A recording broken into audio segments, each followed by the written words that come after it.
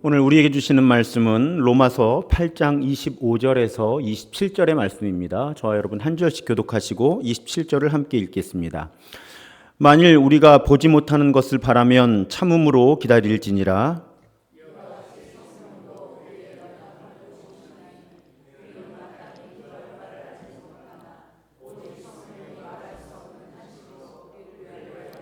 함께 읽습니다.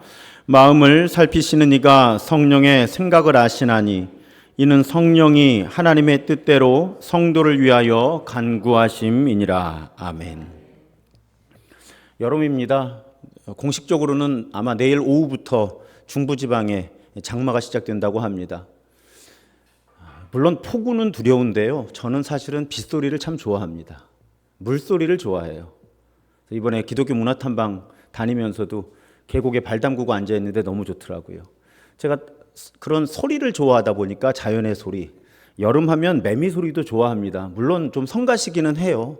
이렇게 창 모기장에 그냥 딱 달라붙어가지고 새벽부터 울기 시작하면 좀 짜증이 나는 것도 사실인데 그래도 저는 매미 소리도 참 좋습니다. 근데 여러분, 저도 정말 그런가 해서 찾아봤는데 정말 그런데요. 매미가 종류에 따라서 무려 3년에서 7년 동안 땅속에서 유충으로 있는답니다. 3년에서 7년 보통. 그리고 지상에 올라와서 성충, 어른벌레가 돼서 2, 3주, 보통 2, 3주 동안 번식하고 죽는다는 거예요. 찾아보니까요. 종류마다 다르다고 말씀드렸잖아요. 제일 오래 유충으로 땅속에 머무는 매미가 미국의 17년 매미랍니다. 17년 동안 유충으로 땅속에 있다가 올라와서 몇 주 번식하고 그냥 삶을 마감하는 거예요. 여러분, 어떤 성장, 어떤 변화는 시간이 많이 걸립니다. 우리가 예수님의 사람으로 빚어지는 과정도 마찬가지예요. 쉽게 빨리 변하는 것처럼 보이는 사람들이 사실은 무서운 사람들입니다. 오히려 우리는 지난주에도 우리 조급함이라는 주제를 나누었었는데 자기 자신하고 다른 사람의 영적인 성장에 대해서 특히 이번 시리즈의 맥락에서 보면 긍휼한 사람으로 빚어지는 것에 대해서 결코 조급해서는 안 된다는 거예요. 그 땅속에 17년 있는 매미 유충 불쌍하다고 미리 꺼내놓으면 다 죽습니다. 그렇잖아요. 또 우리 아이들 키 빨리 자라게 하겠다고 성장 호르몬 함부로 썼다가는 큰일 납니다. 자라나는데 변화하는데 필요한 시간은 그냥 기다리고 감당해야 되는 거죠. 자, 우리 지난주에 그래서 인내라는 주제를 살펴본 거예요. 우리가 긍휼의 사람으로 빚어질 때 우리 인내를 훈련해야 한다. 조급해서는 안 된다. 그런데 그 인내의 과정에 두 가지가 꼭 같이 가야 돼요. 하나만 있으면 안 돼요. 이 두 가지가 꼭 같이 가야 되는데 그 두 가지가 뭐냐? 기도와 행동이다. 그래서 오늘 기도, 다음 주 행동하면 이제 9주간의 긍휼에 대한 시리즈가 끝나는 거예요. 오늘 기도 이야기입니다. 여러분, 그런데 기도도 훈련이 필요해요. 왜냐하면 쉽지 않기 때문입니다. 특히 인내의 맥락에서 기도를 살펴보면 인내의 반대가 조급함이라고 말씀드렸잖아요. 우리가 조급해지면 기도 못합니다. 뭘 해야죠. 다른 걸 해야죠. 그 시간에. 조급하면 기도할 수 없어요. 그래서 의도를 가지고 의지를 가지고 기도는 훈련해야 되는 거예요. 우리 피트니스 클럽, 예전에는 헬스 클럽이라고 불렀죠. 가면 프로그램이 있어요. 그 프로그램대로 해야 되는 거예요. 우리 교회에서는 그 틀이 뭐예요? 삶의 규칙이잖아요. 그 삶의 규칙에 따라서 기도를 성실하게 훈련을 해야 된다는 거예요. 왜? 기도는 사실은 더군다나 성숙하고 깊은 기도는 우리의 본성의 것을 거슬러 오르는 거기 때문에 그렇습니다. 우리 본성은 빨리 뭘 해야 되거든요. 근데 아마 지금 이 설교를 듣는 많은 분들의 문제는 기도를 하느냐 하지 않느냐가 아니에요. 어떤 기도를 하느냐에 있죠. 이 대목에서 제가 이렇게 문장을 써놓고 혼자 슬퍼했어요. 제가 이 대목에서 기록한 문장이 어떤 문장인가 하면 자기 자신과 공동체를 망가뜨리는 사람들은 기도를 하지 않는 사람들이 아니라 잘못된 기도를 열심히 하는 사람들이었다. 54년 제 인생의 경험입니다. 자신도 망가지고 공동체도 힘들게 하는 사람들은 기도 안 하는 사람들이 아니었어요. 기도 안 하는 사람들은 그냥 영향력이 별로 없어요. 그래서 크게 손해를 입히지를 못해요. 자기도 망가지고 공동체도 망가뜨리는 사람들은 열심히 기도하는데 잘못된 기도를 열심히 하는 사람들. 왜 그런가 생각해 보니까 제가 어릴 때 이렇게 교회에서의 기도를 전반적으로 살펴보면 저의 경험의 한계 안에서 말씀드리는 거예요. 많은 그리스도인들이 하나님의 필요, 하나님의 뜻을 구하기보다는 내가 필요한 기도를 열심히 하는 기도를 배웠기 때문이에요. 여기서 끄떡끄떡 하시면 안 되는데 그건 슬픈 일인데. 근데 여러분들이 막 그냥 본능적으로 끄떡끄떡 하세요. 그게 문제였던 거예요. 그냥 열심히만 기도하라는 거야. 그게 무슨 기도냐에 대해서 심각하지 않았다는 거예요, 교회가. 그래서 무조건 열심히만 기도를 하면 기도를 잘하는 사람이었다는 거예요. 그러니까 잘못된 기도를 열심히 하니까 자기도 망가지고 공동체도 망가뜨리고. 그런데 이 제자도, 우리 긍휼에 대해서 쭉 다루면서 제자도라는 단어를 제가 여러 번 사용했고요. 실제로 제가 이렇게 전면에 제자도라는 단어를 표어로 이렇게 꺼내지는 않지만 그저 제가 목회하는 동안 그 교회는 제자도가 살아있는 교회였으면 좋겠다라는 제 갈망이 있어요. 왜냐하면 한국 교회의 제자도가 거의 사라졌어요. 말만 있어 그냥. 우리가 다 예수님의 제자다 말만 있지 실제로 제자로 살려는 치열한 노력을 하는 사람들이 그리 많지 않았어요. 저의 경험에는. 그래서 제가 담임 목회를 시작하면서 제자도가 살아있는 교회를 이루어 갔으면 좋겠다. 그게 제 목회의 굉장히 중요한 부분이에요. 근데 이 긍휼이라는 주제로 헬리나 우엔과 여러 저자들이 글을 쓰면서 제자도를 이렇게 정의하는데 저 참 중요한 정의예요. 제자도란 우리가 우리 힘으로 제대로 일할 수 없을 때 하나님을 이용하는 것이 아니라 반대로 제자도란 우리는 아무것도 할 수 없지만 하나님께서 우리를 통해서 무엇이든지 하실 수 있음을 인정하는 것이다. 요거 이렇게 기록해 두시고요. 계속 묵상하시면 좋겠어요. 제자도는 자, 내가 뭘 해야 되는데 내가 못 하겠어. 하나님 이거 해 주세요. 이건 제자도가 아니라는 거예요. 제자도는 해야 돼요, 뭐를. 근데 나는 할 수 없어. 그런데 하나님께서 나를 통해서 하실 수 있다고 고백하는 것이 제자도다. 이런 제자도를 이렇게 정의하면 그 맥락에서 기도 훈련은 어떤 건가 하면요, 여러분. 자, 이건 뭐 우리 교회에서는 사실은 이해하고 계신 분들이 많을 거예요. 자, 우리 안에 성령께서 계세요. 근데 성령께서 자신을 잘 드러내지 못하는 건 성령께서 그렇게 하기 싫어서가 아니라는 거예요. 우리가 그 성령을 누르고 있기 때문이라는 거예요. 성령님은 뭘 하고 싶어 하시는 거예요. 아까 제자도란 우리는 아무것도 할 수 없지만 하나님께서 우리를 통해서 무엇이든지 하실 수 있음을 인정하는 것이다. 성령께서는 우리를 통해서 하나님의 뜻을 이루고 싶어 하세요. 그런데 그 일이 왜 일어나지 않는다? 우리가 그 성령을 누르고 있다는 거예요. 평소에. 그래서 제자도의 맥락에서 기도 훈련이라는 건 뭐냐면 여러분 이런 언어가 좀 어색하신 분도 계실 텐데 우리 안에 계신 하나님의 영을 자유롭게 해드리는 훈련을 하는 거예요. 내가 성령님을 괴롭히질 않는 거예요. 내가 성령님의 팔다리를 묶지 않는 거예요. 내가 성령님이 움직이시도록 성령님께서 자유롭게 움직이시도록 내가 아무것도 안 하는 거죠. 성령님이 이끄시는 방향으로만 움직이는 훈련. 그것이 사실은 영성 훈련의 큰 틀이에요. 그리고 기도 훈련 역시 마찬가지라는 거죠. 그러니까 내가 기도를 열심히 해서 하나님이 내 기도대로 이루어 주신다 하면 방향을 벗어나기가 쉬워요. 내 안에서 성령께서 이루고 싶으신 일이 있는데 내가 뭘 안 하면, 또 뭘 하면 성령께서 그 일을 이루실 수 있을까? 그 훈련이 기도 훈련이에요. 그래서 우리 교회는 통성으로 기도하든 어떤 형태로 기도하든 침묵을 중요하게 생각하는 거예요. 왜? 침묵할 때 아무것도 안 할 수 있거든요. 침묵할 때 내 생각을 줄일 수가 있거든요. 물론 훈련을 한다면. 그래서 정의를 잘 내려야 돼요.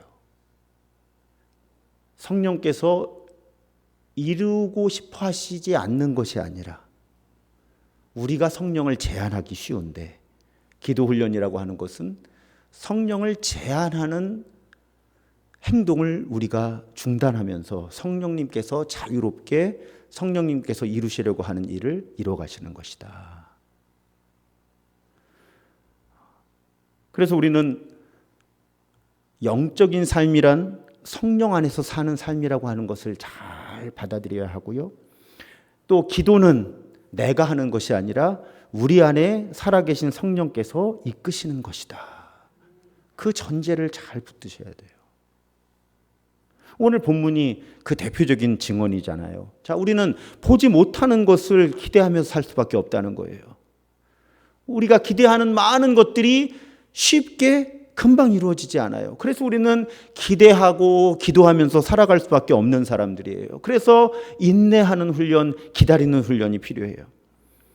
그리고 사실 우리는 어떻게 기도해야 하는지를 분명하게 알 수 없는 상황이 많죠. 여러분은 어떠실지 모르지만 그때 내가 기도한 대로 안 이루어진 것이 참 하나님의 은혜다라고 고백하게 되는 일들도 우리 살다 보면 겪잖아요. 그게 무슨 뜻이에요? 우리는 사실은 뭐라고 기도해야 될지 잘 모른다는 거예요. 간절히 기도하던 그 지점에서는 정말 그 일이 이루어져야 내가 사는 거라고 믿었던 거죠. 그런데 1년, 3년, 5년 이렇게 지나고 보니까 그때 하나님이 그 기도 안 들어주신 게 참 은혜구나. 우리 여러분 겸손해져야 되는 거예요. 우리는 사실 내가 뭘 기도해야 될지 다 알 수 없다. 아주 자주 우리는 모르면서 기도한다는 거죠. 그래서 기도는, 성숙한 기도는 하나님의 뜻을 다 아시는 성령께서 이끄시도록 해야 한다. 성령께서 이끄시도록 해야 한다. 우리 교회도 이제 제가 6년 전에 여기 왔을 때 관행이 주여 한번 부르짖고 기도하겠습니다가 관행이어서 해오고 있어요. 그게 편하신 분들은 그렇게 하시면 돼요. 그런데 어떤 때는 주여 하고 기도가 바로 이어지지 않을 때가 있어요. 그럴 때 너무 힘쓰고 애써서 기도하지 마시라는 거예요. 그럴 때는 오히려 내 안에 계신 성령께서 내 기도를 어떻게 시작하셔서 이끄실까 성령님께 맡기라는 거예요. 기다려보라는 거예요. 한번. 내가 너무 무리해서 내가 너무 시게 기도하려고 하지 말고 성령께서 뭘 기도하게 하시려고 이러시나, 어떻게 기도하게 하려고 그러시나, 그리고 기도의 주도권을 성령님께 맡기는 훈련을 해야 한다는 거죠. 그래야 우리가 성령님의 이끄심에 따라 기도하면서 성령님이 예수 그리스도의 영이니까 예수 그리스도를 닮은 사람들로 빚어져 갈 수 있다는 거죠. 그래서 기도는 사실은 내가 하는 것이 아니라 맡기는 거예요. 우리 안에 계신 성령께 나를 내어드리는 거예요. 내 기도를 이끄시고 그 기도를 통해 나를 빚어 주옵소서. 내 뜻대로 마옵시고 예수님 닮은 모습으로 나를 빚어 주옵소서. 그렇게 나를 내어드리는 시간이 기도 시간인 거예요. 그래서 우리 교회는 역설이라는 말을 많이 쓰잖아요. 기도는 아주 적극적으로 소극적이 되는 시간이에요. 이 목사님 그런 말이 어디 있어요? 계속 품고 계시면 한 3년 이내에 깨닫게 돼요. 이게 무슨 말인지. 아주 적극적으로 소극적이 되는 시간인 거예요. 아주 적극적으로. 제가 좋아하는 말이 있어요. 격하게 아무것도 안 하고 싶다. 여러분 정말 진짜 기도는 격하게 아무것도 안 하고 싶어지는 거예요. 성령께서 시작하시고 이끄시고 성령께서 나를 빚으시도록 나를 내어드리는 시간이에요. 사실은 그런 기도에 가까워질수록 기도는 힘들지만 힘이 안 들어요. 그 시간을 내어드리는 건 힘든데 막상 기도를 시작하면 하나님이 이끌어 가시니까. 때로는 내가 많은 말을 하게 되기도 하고 때로는 한마디도 하지 않지만 어쨌든 그 시간 성령께서 시작하시고 성령께서 이끄시고 나를 빚어주시는 은혜의 시간이기 때문에 그 시간을 내어드리는 건 힘들지만 사실은 그 시간은 나에게 아무 힘도 들지 않는 시간인 것이 기도의 역설인 거죠. 그래서 여러분, 침묵이 중요하다고 말씀드리는 건 그래야 성령님의 움직임을 느낄 수 있는 준비가 조금 더 잘 되거든요. 적극적으로 소극적이 돼서 내가 뭘 하려고 하기보다는 우리 안에 계신 성령의 움직임을 알아채려고 성령님께 주목하는 거예요. 옆에서는 뭐 산만하고 내 마음도 복잡하고 하더라도 내 안에서 또 이렇게 주변 사람들 안에서 또 내 모든 삶의 상황 속에서 분명히 성령님께서 임재하시고 성령님께서 움직이고 계시니까 그 움직임을 알아채려고 성령님께 집중하는 거죠. 얼마 전에 예배 시간에 왜 소리굽새 보여드렸잖아요. 땡 하고 한쪽 치면은 안 건드린 게 소리가 나는, 울려서 공명이라고 말씀드렸잖아요. 진짜 기도는 그렇게 공명하는 시간이라는 거예요. 내 뜻과 하나님의 뜻, 내 마음과 하나님의 마음이 서로 함께 울리면서 공명하면서 말로 표현할 수 없는데 알게 되는 게 있어요. 말로 표현할 수 없는데 알게 되는, 이게 하나님의 뜻이구나. 이게 하나님의 마음이구나. 근데 심지어는 내가 이걸 말로 잘 설명할 수도 없어. 그런데 알겠어. 그렇게 주어지는 지혜가 진짜 지혜예요. 많은 말로 주어지지 않아요. 그런 깨달음과 분별은. 이런 기도를 훈련하기 위해서 우리는 매일이에요. 매일 시간을 정해서 혼자 하나님 앞에서 성령의 음성과 움직임에 귀를 기울이는 시간을 내어드려야 돼요. 매일. 짧게라도. 저하고 렉시오 디비나나 향심기도 공부하신 분들 20분 정도, 하루에 20분 정도만 해보자고 배우시잖아요. 하루에 20분. 어떻게 보면 짧은 시간이에요.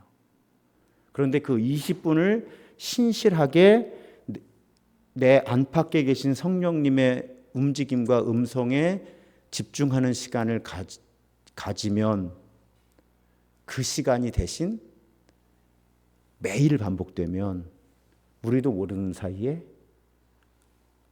성령님의 마음, 성령님의 뜻과 함께 공명하는, 할 수 있는 훈련이 우리에게 이루어진다는 거죠. 나도 모르는 사이에 이게 하나님의 뜻이구나. 심지어는 이렇게 말도 안 해요. 제가 이 부분에 대해서 기회 있을 때마다 말씀드리죠. 정말 하나님의 음성을 듣고 반응할 때 가장 성숙한 사람은 그게 하나님의 뜻이라고 생각조차 하지 않게 된다는 거예요. 왜? 내 뜻과 하나님의 뜻이 하나가 되기 때문에 그냥 기도하고 분별하고 행동하면 그게 하나님의 뜻이 되는 거죠. 근본적으로 같아지니까. 저는 우리가 천천히 조금씩 그런 기도의 세계로 들어가고 있다고 믿어요. 조금 앞서 가시는 분도 계시고 우리 교회에 아직은 그게 무엇인지 모르는 분들도 계시지만 천천히 한 걸음씩 그런 기도를 향해 우리는 나아가고 있습니다. 그런데 이런 기도, 이렇게 내 안팎을 가득 채우고 계신 성령님의 음성을 경청하고 성령님의 마음과 공명하는 기도, 이런 기도가 긍휼과는 무슨 관계가 있을까? 여러분, 성령님은 하나가 되게 하시는 영이잖아요. 우리가 고백하는 성령님은 화해와 평화와 연합의 영이세요. 그래서 정말 우리가 성령께서 이끄시는 기도를 하면 할수록 우리는 다른 사람들을 품을 수 있는 공간이 만들어지는 거예요. 우리 마음속에.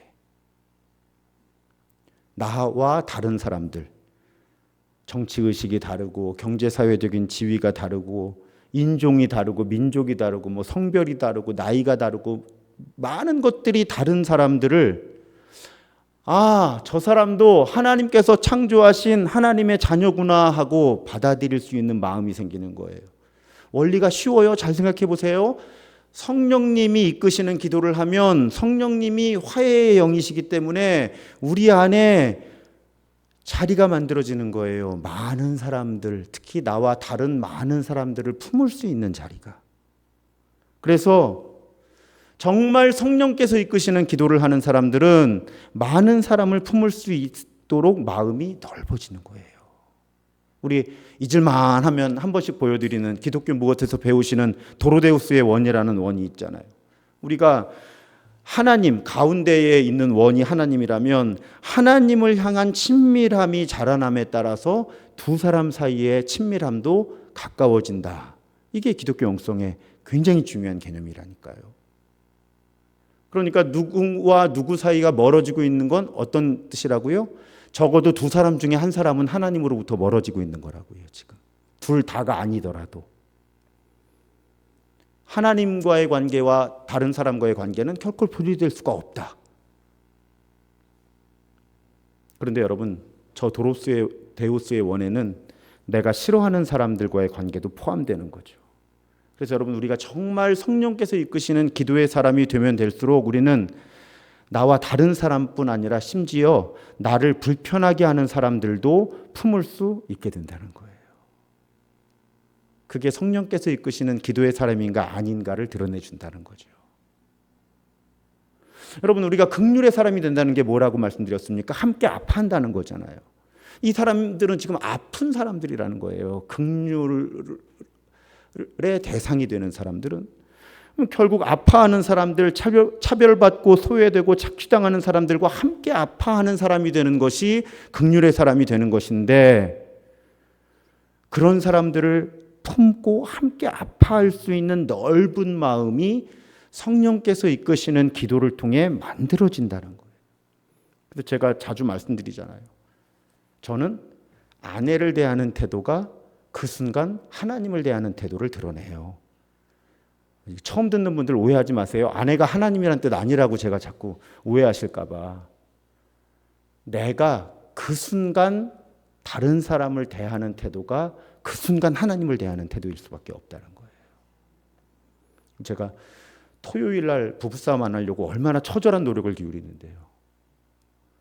그러면 화해할 시간, 기회가 없이 주일 예배에 집례하려면 제가 너무 고통스러워가지고요. 저를 보호하기 위해서라도 토요일 밤에는 절대로 언쟁을 하면 안 됩니다. 하나님이 만드신 원리예요. 여러분, 다른 사람을 대하는 태도를 보면 그 사람이 정말 기도하는 사람인지 아니면 기도하는 척하는 사람인지 혹은 미숙한 기도를 하는 사람인지 알 수 있는 거예요. 여러분, 자가진단을 한번 해보십시오. 자가진단. 여러분의 기도에는 어떤 사람들이 얼마나 많이 담겨 있습니까? 그게 자가진단이에요. 거기에 내가 어떻게 기도하고 있고 내가 어떤 그리스도인인가가 드러난다는 거예요. 이건 여러분만 알아요. 제가 마음을 읽어내는 힘은 없어요. 한번 생각해 보세요. 내 기도에는 얼마나 많은 사람이 담겨 있나? 그리고 그 가운데 내가 불편한 사람의 비율이 얼마나 되는가? 이 질문이 내가 정말 성령께서 이끄시는 기도의 사람인가, 얼마나 그런가에 대한 답이에요. 기도 한 번을 할 때 이 기도가 성령께서 이끄시는 기도인가 아닌가 판단할 수 없습니다. 체험은 잘 속여요, 우리를. 그게 통성기도가 됐든 침묵기도가 됐든 기도 한 번을 깊이 했다고 해도 그 기도를 내가 잘했는지 잘못했는지는 판단하려고 해서는 안 돼요. 그런데 시간이 많이 흐른 다음에 내 기도에 얼마나 다양한 사람들이, 얼마나 내가 불편해할 만한 사람들이 들어와 있는가를 보면 내가 정말 성령께서 이끄시는 기도를 하고 있는가 아니면 내 마음대로 기도하고 있는가가 드러난다는 거예요. 이런 설교할 때 저도 무지 찔려요. 그래서 여러분, 이 긍휼이라는 책에 보면 우리가 정말 성령께서 이끄시는 기도를 할 때 일어나는 사건을 아주 아름답게 묘사합니다. 우리가 다른 사람을 위해 기도할 때, 특별히 힘든 상황 속에 있는 누군가를 위해 기도할 때 그 기도는 그런 사람들을 우리 마음의 중심에 초청하는 거라는 거예요. 다른 사람을 위해 기도한다는 것은 그 사람들을 우리 자신의 일부로 품는다는 거예요. 다른 사람을 위해 기도한다는 것은 그 사람들의 고통과 고난, 염려와 외로움, 혼란과 두려움을 우리 자신의 가장 깊은 자아 속에 담아주는 거라는 거예요. 그런데 그러면 어떤 일이 일어나는가? 이 책의 한 부분을 인용해 드립니다. 긍휼 어린 기도를 통해서 우리는 저 너머에서 혹은 오래전에 고난받은 사람들이 아니라 우리의 가장 깊은 자아 속에서 지금 여기서 고난받는 사람들을 하나님 앞으로 데려오는 것이다. 따라서 바로 우리 안에서 우리를 통해서 다른 사람들이 회복된다. 우리 안에서 우리를 통해서 하나님의 영이 그 치유하시는 임재로서 그들을 어루만지신다. 여러분, 이렇게 상상을 나름대로 그냥 상상을 해보세요. 내가 어떤 사람을 위해 기도해요. 그럴 때 그 사람을 내 자아 깊은 곳으로 초대한다는 거예요. 그 사람이 갖고 있는 모든 아픔까지, 슬픔까지. 그런데 우리 가장 깊은 곳에 성령이 계시잖아요. 그래서 우리가 그 아픔과 슬픔 속에 있는 사람을 기도 가운데 우리 안으로 데려오면 우리 안에 계신 하나님의 영이 치유의 영이시고 회복의 영이셔서 그 사람을 바로 그때 거기서 고치신다는 거죠. 저는 중보기도에 대한 이 그림 이미지 중에 가장 아름다운 이미지라고 생각해요. 실제로 중보기도를 제가 교육을 할 때 이런 방식의 기도를 가르치기도 하죠. 두 가지 방법이 있어요. 그 사람이 있는 거기에 하나님이 계시다고 상상하면서 기도하는 방법이 있고, 그 사람을 내 안으로 데려와서 내 안에 계신 하나님과 만나게 할 수도 있고, 이 두 가지 방향의 기도가 모두 가능합니다. 하지만 더 긍휼이라고 하는 주제에 맞닿아 있는 기도는 초청에 오는 거예요. 초청에 오는 거예요. 내 안으로. 그 사람의 아픔과 슬픔을 내가 안아주는 거예요. 기도 가운데. 그러면 우리 안에 계신 하나님의 영이 그 사람의 슬픔과 아픔을 치유하시고 회복시켜 주신다. 우리 그렇게 믿으면서 기도해야 한다는 거죠. 가끔 저하고 기도하실 때 제가 이런 호흡 기도를 함께 하자고 할 때가 있죠. 자, 성경의 언어의 영, 루아흐, 푸뉴마 다 바람, 공기거든요. 그래서 상상하는 거죠. 여기 바람이 있잖아요. 지금 공기가 가득해요. 지금 에어컨이 돌고 있으니까 바람을 잠깐 느끼실 수도 있어요. 그러니까 이 안에 공기, 바람을 성령님으로 상상하는 거예요. 성경의 언어 자체가 공기, 바람이란 단어니까. 그래서 숨을 들이마시면서 본래 내 안에 계시지만 그냥 기도의 목적으로 상상을 하는 거죠. 하나님의 영이 우리 안으로 들어오신다. 그리고 마치 신선한 공기가 몸 안에 들어와서 우리 몸을 돌면서 신선한 산소를 공급하듯이 우리가 숨을 잠시 참을 때 하나님의 영이 우리를 새롭게 하신다. 새로운 창조의 기운을 우리에게 채우신다. 그리고 숨을 내쉴 때 우리에게 있는 나쁜 것들, 하나님으로부터 오지 않은 것들을 하나님께서 가져가신다. 이렇게 상상하면서 호흡으로 하는 기도, 제가 좋아해서 특히 이제 침묵기도 모임을 할 때 가끔 그렇게 기도하자고 합니다. 참 쉬워요. 호흡이 사실은 가장 기본적인 기도거든요. 우리 몸으로 할 수 있는. 숨만 쉬면 되니까. 이건 병원 침대에 누워 있을 때 아주 좋은 기도가 되겠죠. 움직일 수 없어도 호흡만 할 수 있다면 할 수 있는 기도죠. 들이마시면서 하나님의 영이 내 안에 오시고 잠깐 숨을 참으면서 하나님의 영이 나를 새롭게 하시고 숨을 내쉴 때 내 몸과 마음에 있는 모든 나쁜 것들을 하나님이 깨끗게 가져가신다, 치우신다. 근데 여러분, 이 기도를 설명하려고 말씀드린 게 아니고요. 언젠가 제가 영성훈련 모임에 참여할 때 미국에서 이제 가면 소그룹 기도 시간에 돌아가면서 인도를 해야 됐어요. 이렇게. 그리고 이제 막 실습 보고서도 쓰고 이제 훈련을 받는 거니까 기도 모임을 이끄는 훈련. 제가 이제 중보 기도를 맡게 됐어요. 그 모임에서.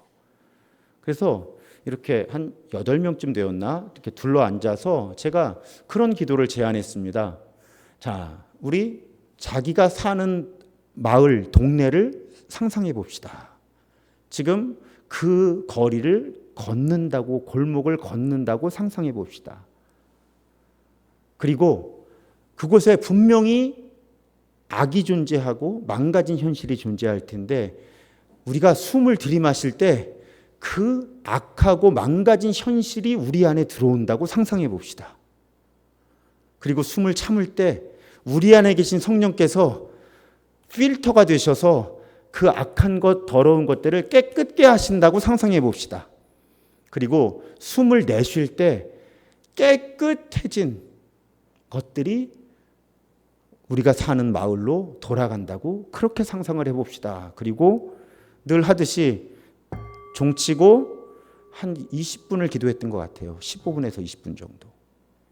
그러고 나면 이제 기도할 때 본인이 어떤 경험을 했는지를 돌아가면서 이야기를 하거든요. 그리고 이제 인도자에게 도움이 될 만한 이런 제안도 해주고 하는데 제가 깜짝 놀랐어요. 그건 정말 예상을 못했는데 준비하면서 그냥 속으로 사실 뿌듯했거든요. 야, 내가 기가 막힌 기도 방법 하나 찾아냈다. 멋있다. 이름도 붙였어요. 백흉 기도라고, 진공 청소기 기도라고. 진공 청소기가 이렇게 먼지 빨아들여 가지고 깨끗하게 필터하고 나가는 건 깨끗한 공기가 나갈 거 아니에요. 그래서 기도에 이름도 붙인 거예요. 진공 청소기 기도. 영어로 백흉 프레어라고.